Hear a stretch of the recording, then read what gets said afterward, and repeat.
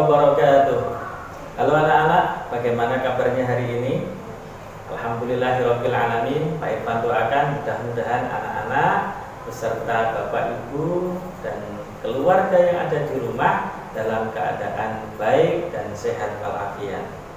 Anak-anak, ketemu lagi, jumpa lagi dengan Pak Irfan dalam kegiatan pembelajaran pendidikan agama Islam dan budi pekerti. Dan hari ini kita akan lanjutkan belajar untuk kelas 2.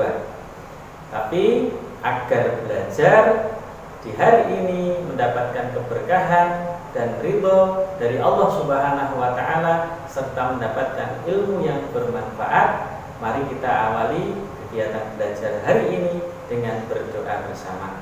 Berdoa mulai. A'udzu billahi minasyaitonir rajim. Bismillahirrahmanirrahim. Rabbi zidni ilma warzuqni fahma. Amin ya rabbal alamin. Anak-anakku yang soleh dan solehah, pada kesempatan hari ini kita akan lanjutkan kegiatan belajar kita, belajar pendidikan agama Islam dan budi pekerti tentang materi akhlak terpuji, kerjasama dan saling tolong menolong. Sehingga tujuan pembelajaran yang diharapkan sesudah anak-anak belajar materi hari ini, anak-anak mampu memahami sikap kerjasama dan saling tolong menolong. Lalu yang kedua, anak-anak juga mampu mencontohkan sikap kerjasama dan saling tolong menolong dalam kehidupan sehari-hari. Anak-anak, coba perhatikan kisah gambar ini.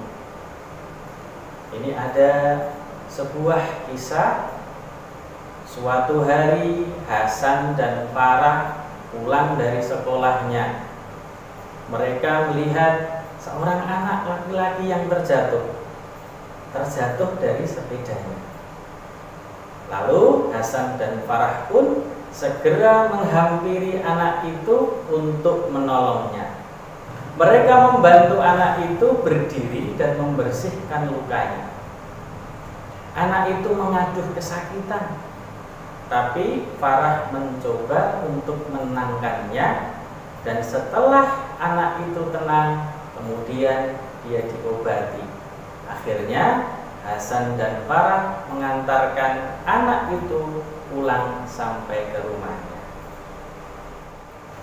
Nah anak-anak, dari cerita tadi kita belajar salah satu sikap, yaitu tolong menolong. Nah, tolong menolong artinya membantu meringankan beban orang lain. Tolong menolong juga dapat diartikan sebagai kerjasama. Tolong menolong atau kerjasama bila dilakukan dengan baik dan ikhlas, termasuk perilaku terpuji dan banyak manfaatnya. Agama Islam mengajarkan agar kita saling tolong menolong. Tolong menolong dan kerjasama hanya boleh dilakukan dalam hal kebaikan. Kita dilarang untuk melakukan tolong menolong dan kerjasama dalam perbuatan yang dilarang agama. Contohnya kerjasama untuk mengambil barang milik temannya, atau mencuri buah mangga milik tetangga tanpa izin dan sepengetahuan pemiliknya, atau kerjasama ketika ujian sekolah berlangsung, atau tolong menolong untuk bolos sekolah. Nah, itu tolong menolong yang tidak diperbolehkan. Nah anak-anak, tolong menolong itu mempunyai manfaat yang banyak. Mau tahu? Ya, di antara manfaat dari tolong menolong adalah yang pertama, dapat meringankan beban orang lain.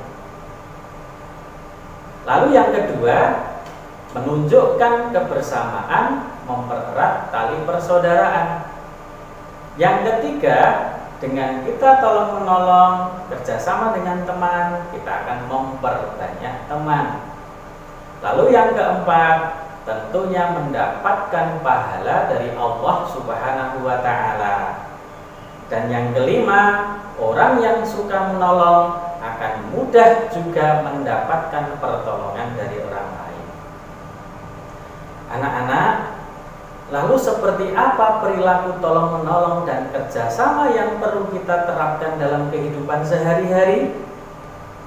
Nah, contoh kerjasama atau tolong-menolong dalam kehidupan di lingkungan keluarga yang bisa kita terapkan antara lain membantu ibu menyelesaikan pekerjaan rumah seperti memasak, mengepel lantai, menyapu halaman, merapikan tempat tidur, dan merapikan mainan.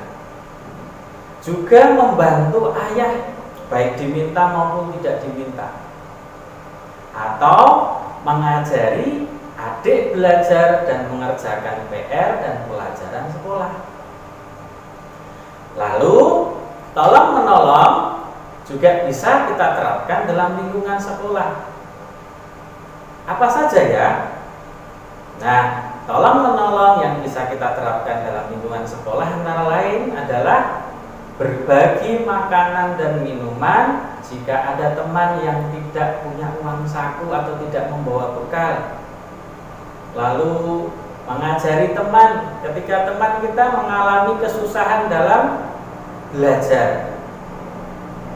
Kemudian rajin belajar bersama, karena tidak hanya menolong teman, tapi kita juga tertolong.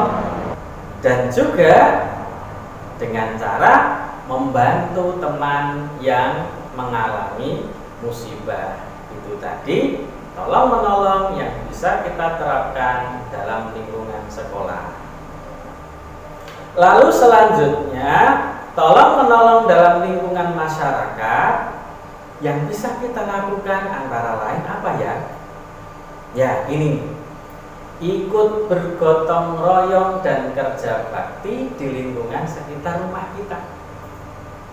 Lalu juga memberi bantuan kepada orang yang membutuhkan.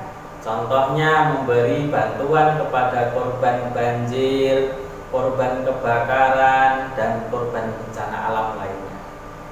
Dan juga menolong tetangga kita ketika terkena musibah, seperti menjenguk ketika sakit dan melayat ketika meninggal dunia. Nah, anak-anak, itu tadi adalah tolong-menolong dan kerjasama yang dapat kita terapkan dalam kehidupan sehari-hari. Insya Allah, Pak Guru yakin anak-anak dapat menerapkan tolong-menolong dan kerjasama dengan orang tua di rumah, juga keluarga lain di rumah, dengan teman-teman kalian, dan juga di lingkungan masyarakat kalian. Baiklah anak-anak, sampai di sini dulu kegiatan pembelajaran kita tentang sikap terpuji, kerjasama, dan tolong-menolong. Mudah-mudahan anak-anak dapat memahami dan dapat menerapkan dalam kehidupan sehari-hari. Baiklah anak-anak, untuk mengakhiri kegiatan pembelajaran hari ini, mari kita akhiri dengan bersama membaca hamdalah. Alhamdulillahirabbil alamin. Sampai jumpa lagi pada video pembelajaran berikutnya. Ditunggu ya. Wallahul muwaffiq ila aqwamit thoriq. Wassalamualaikum warahmatullahi wabarakatuh.